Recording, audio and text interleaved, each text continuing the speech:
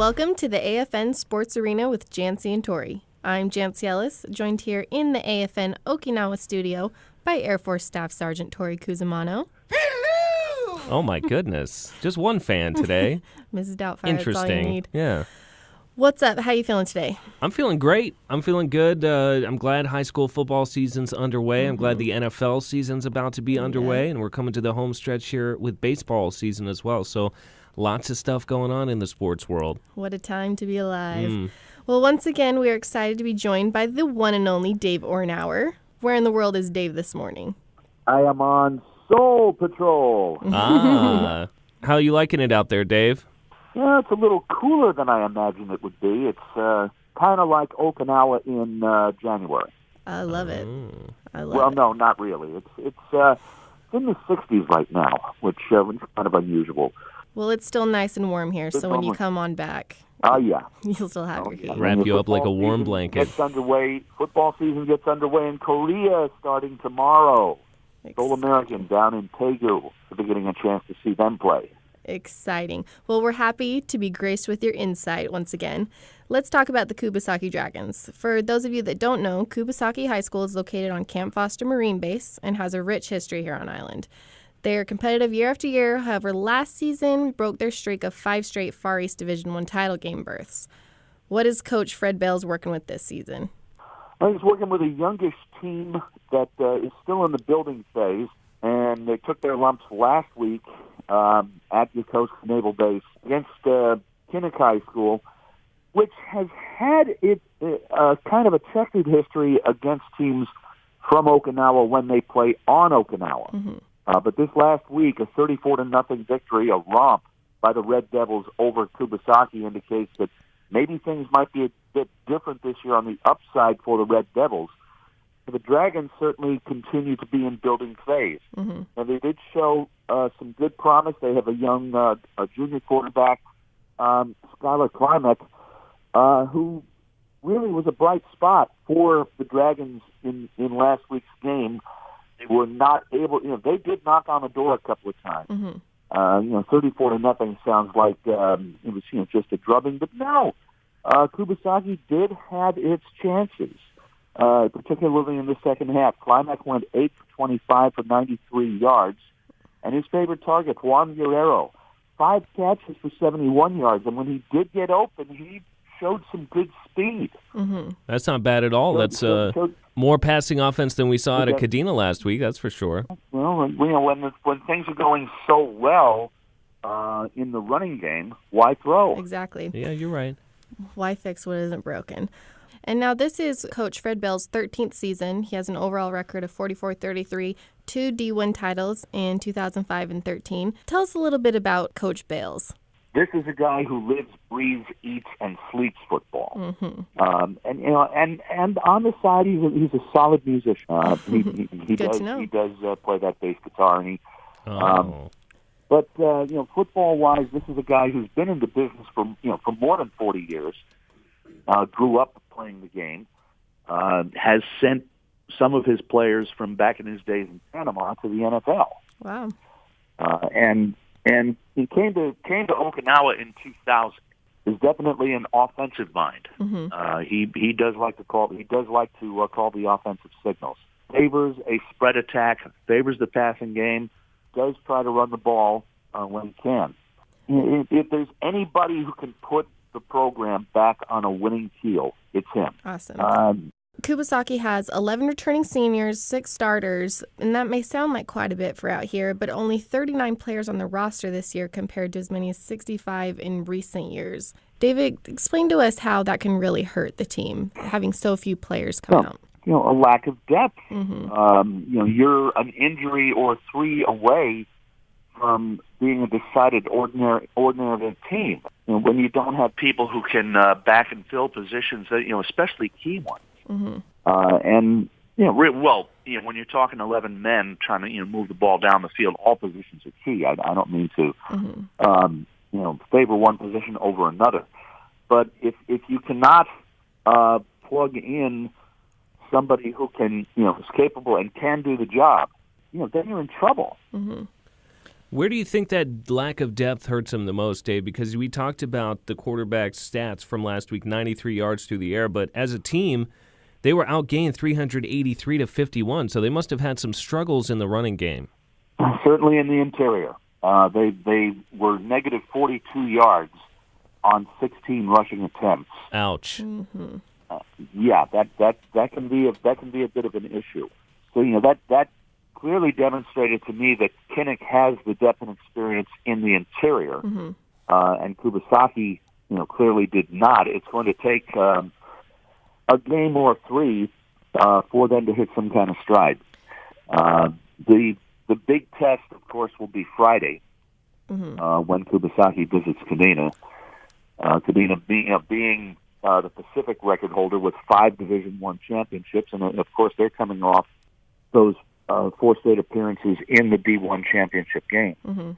Now, Kubasaki's record was 2-5 last year. Like we said, they had kind of a down season, but they led Dodea Pacific in scoring defense. Now, do you think their defense is going to repeat that this year? Do they have a pretty solid presence back there? Not if last week's performance is any indication. That's the thing that concerns me. Mm-hmm. And of course, with Kadena doing what it did last week, of course, that was against a Division II team. When they come up against one of their brethren, then we'll see what happens. And it is Kadena Kubasaki. When it comes to those two teams, you can pretty much throw what occurred before out the window. Mm-hmm. That's what I was going to say, Dave, is familiarity breeds contempt. That's how the saying goes, right? So when these two teams get together, it's a rivalry game. So I think when you look at last week's scores, you would anticipate a huge Kadena blowout, but you're thinking that this game will be a little bit closer than people might think. Without question. They do see red when they see each other. Mm-hmm. Awesome. Well, we will see if Coach Bales can right the ship. The Dragons face off against their arch rival, Kadena, like we've said, this Friday at Ryukyu Middle School at 6 p.m. So make sure to head over there and check it out. Start your Labor Day weekend off right. And Tori here will be taking over the announcing duties once again. Whoop, whoop. Thanks for calling in, Dave. Glad to. Keep on rolling, and we'll see you back soon. Well, I can't wait for the Kadena-Kubasaki game. Those are always fun. I was able to go to 2 last year, and he's right. Everything gets thrown out the window. It's a pretty true rivalry. And it's 2 teams that are perennial contenders for a title. And speaking of matchups between title contenders, we've got a huge one this weekend. Ooh. Number 1, Alabama, and number 3, Florida State will be facing off in the college football 2017 Chick-fil-A kickoff game. Get hype. Which you can catch Sunday morning at 9 a.m. on AFN Sports. My goodness, I'm looking more forward to this than I was McGregor-Mayweather. I know. This is a bit better heavyweight matchup. I know those guys aren't heavyweights. Oh, Jancy, yeah. Figure of speech. Mm-hmm. So obviously one of these top 5 ranked teams will be a 1-loss team after this game. But what do you think? Does Florida State have what it takes to knock off Alabama? I don't know, man. I mean, Jimbo Fisher obviously is a great coach in his own right, but for whatever reason, Nick Saban has become a force all his own. Yeah. And regardless of what kind of players he's putting on the field, we talked last week about how he lets his teams discover their identity, but then once they have, it's like that sheer Nick Saban willpower that gets them over the top. I don't know what he does, what kind of magic dust he sprinkles on his players. He is the Jedi Master. He is. All time, he's 10-0 against former assistants. And as we know, Jimbo Fisher was his offensive coordinator at LSU. And the Tide have won 9 straight neutral site games in Atlanta. I think he's more of a Sith Lord because he's not necessarily known for being a pal to these players. Okay, well, you're the not Star Wars expert. I'll defer to you.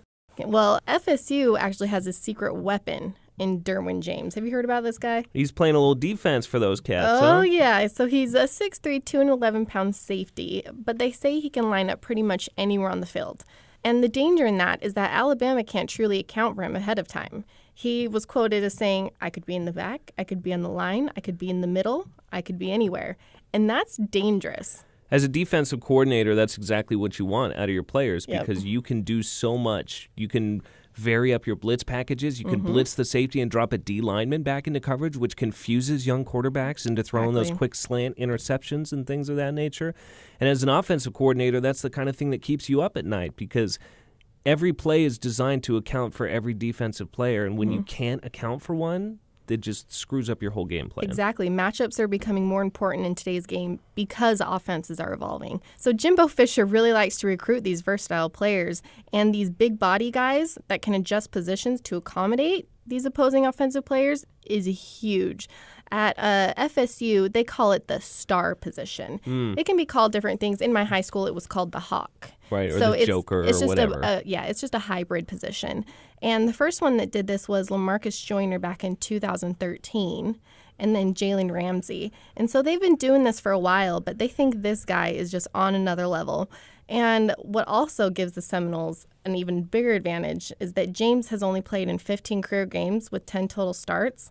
And the last time anybody saw him take a snap was nearly 12 months ago. Can't game plan for a player if he doesn't have the game tape. Exactly. So it's dangerous. I mean, regardless, it's going to be a very competitive game. But me personally, I do think the Tide will roll on and they will be 1-0. Boo. I mean, you suck. They don't suck. They don't suck one bit. But we shall see. And if Derwin James can live up to the hype and stay healthy this season, it's pretty much guaranteed he'll have a contract that ends in a lot of zeros waiting for him in the NFL. I would think so, yeah. And one player in the NFL that just got paid big time this week. In fact, it's the biggest contract of any player in NFL history. Matthew Stafford of the Detroit Lions. Yeah, he got paid. He got paid a couple dollars. Just a few. The tune of, $27 million per season. Ooh. He just inked a 5-year deal that overtakes Derek Carr's $25 million as the previous mark for the highest paid athlete in the league. But what is most impressive about the deal is the guaranteed amount of $92 million and a $50 million signing bonus. My goodness, that is a lot of stuff. Now, it's easy, Jancy, to fall prey to the headline because you see it every couple years. Such and such signs richest contract in NFL history. And you're thinking, Matt Stafford. Exactly. This guy has not won a playoff game. The only thing he's going to win is probably like a Haley Joel Osment lookalike contest, probably.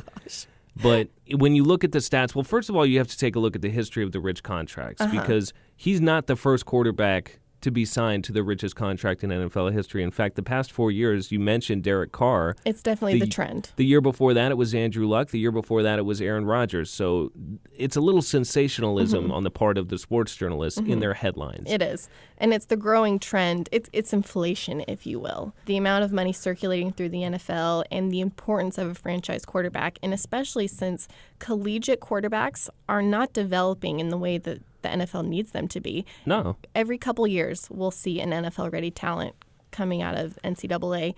And so these franchise quarterbacks that are solid, not sensational necessarily, but solid, you have to keep them there. You can't afford it. But like we said, you've seen Matthew Stafford. He has a 51-58 record over the last 8 years with the Lions. That's a losing record, now holding the biggest contract in the NFL. Football's a team sport, Jancy, you know what I mean? When you look at the stats, if you look at total QBR, which is that fancy new stat that ESPN's been using, over the past couple years, he's, I think, the 8th-ranked quarterback in the league. And you might be saying 8th-ranked quarterback does not warrant a contract of that size. But when you look at some of the quarterbacks he's ahead who have signed big contracts as well, I mean, he deserved it. Yeah. You get a defense around him. You get some guys who can play because football, like we said, is the ultimate team sport. Then I think you would have more success. And he does. He has that solid arm. He can run an offense, and he's pretty durable. His first 2 seasons he was kind of injury-laden. Right. But since then, he's really proven himself as reliable. And like you said, he has a pretty high passer rating, 86.8, which is actually number 23 in NFL history. He's already broken the top 50 quarterback statistically in the NFL, ranks number 39 in completions, 47 in attempts, and 44 in yards, 49 in touchdowns. So it is respectable. He's doing his job. And as much money as NFL players are raking in, the athletes found in MLB clubhouses are taking home even more. Those contracts, man. And fun fact, Matthew Stafford actually went to high school in Dallas with Clayton Kershaw, who was the highest paid player in the MLB at a cool $33 million per year. Very interesting. Look at you with the loose tie-ins right there. You know, I do my research.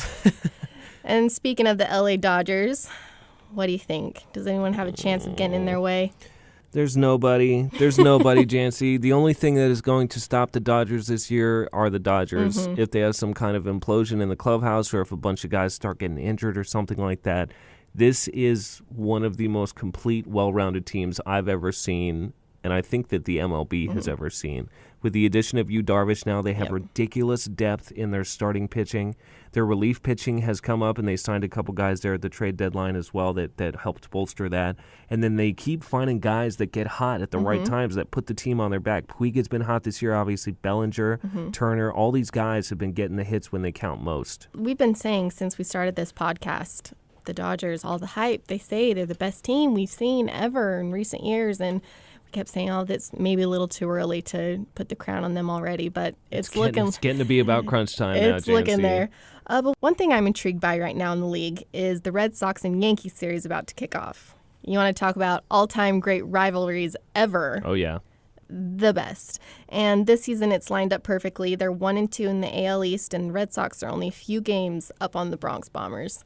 I think if the Yankees rookie Aaron Judge can return to form and start sending bombs out of the park like he did the first half of the season, New York has a real shot to take that division crown and dance right into October. Man, this is good for baseball. It is. As much as I hate both the Red Sox and the Yankees, for the past couple years, one or both of them has been sort of in rebuilding mode. So when they've played late in the year, it hasn't been these meaningful games. And some of the most memorable moments in MLB history have come between the Yankees and Red Sox in meaningful games late in the season and in the playoffs.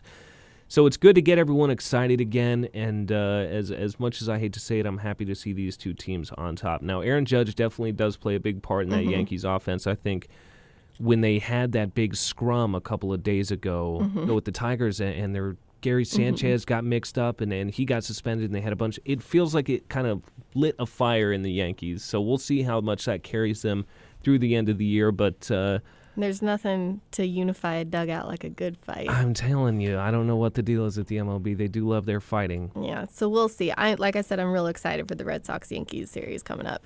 And make sure you tune in to follow it. The first game will air at 8 a.m. on Saturday on Prime Pacific. Not AFN Sports, Prime Pacific. Okay. I will definitely be waking up and turning that on. And as always, head over to myafn.net to see your complete TV schedule. Like I said, this is my favorite time of the year. Football's here, baseball's heating up. I love it. Basketball and hockey right around the corner, October. Here we go. But that's going to have to do it for us today. We hope you'll join us again next week in the AFN Sports Arena. I'm Jancy Ellis, and he's Air Force Staff Sergeant Tori Cusimano. Boo! You suck! What the heck with that guy, man? Pull him out of the back. Get him out of here. Well, have a great weekend. And don't forget, you have to look good to play good.